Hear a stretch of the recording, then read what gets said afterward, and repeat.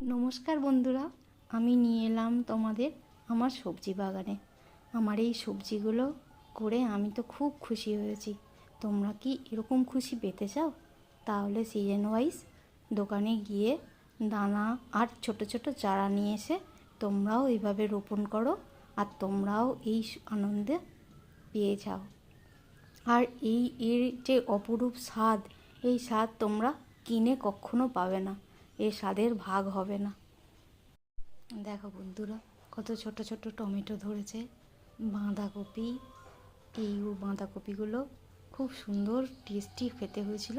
আর রয়েছে আমার পেঁয়াজ গাছ।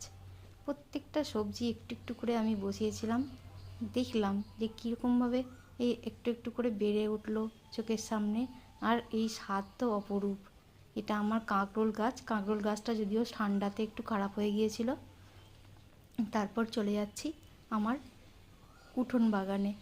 উঠোনে আমার এই ছোট ছোট টবে অনেক ফুল গাছ করা আছে। এখন তো আমি সবজি দেখাচ্ছি। এটা হচ্ছে আমার ধনেপাতা, আর এটা হচ্ছে ব্রোকলি, আর এটা হচ্ছে লাল শাক। লাল শাক প্রচুর হয়েছিল বন্ধুরা।